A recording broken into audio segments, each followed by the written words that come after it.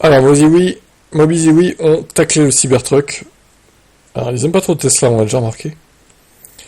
Sachez qu'il n'y a plus de liste d'attente. Après avoir livré environ 16 000 exemplaires au premier client, Tesla semble avoir épuisé la demande. Si bien que si vous passez commande aujourd'hui d'un Cybertruck, Tesla vous annonce une livraison entre août et septembre 2024, sauf que, on est déjà en août. Où est le passé le million de commandes agitées par Tesla et son patron Elon Musk? Volatilisé, déjà produit et livré? Le constructeur américain ne communique plus sur les chiffres de vente, mais de production une fois par trimestre, comme toute entreprise auditée et cotée en bourse. Pas d'autre choix que de jouer à la transparence néanmoins. De grandes décisions ont été prises ces derniers jours. Tout d'abord, la disparition de la version de roue motrice la plus abordable, qui était promise pour 2025, simplement repoussée ou jetée aux oubliettes. Désormais, seules deux versions demeurent, AWD et Cyberbeast, toutes deux en finition de lancement. Foundation Series, très richement dotée en équipement, les prix débutent à 100 000 $, hors taxe. Et pour la Cyberbeast, du coup, c'est 132 000 € équivalent.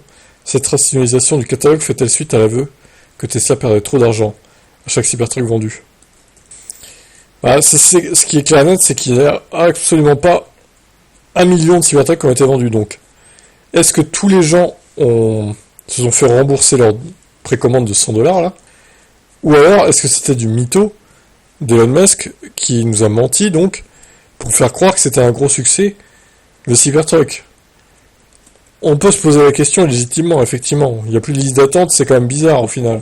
Parce que il y a encore quelques années de ça, on nous disait il y a 1 million de précommandes en attente, et pour les livrer, ça va prendre 3-4 ans. Minimum.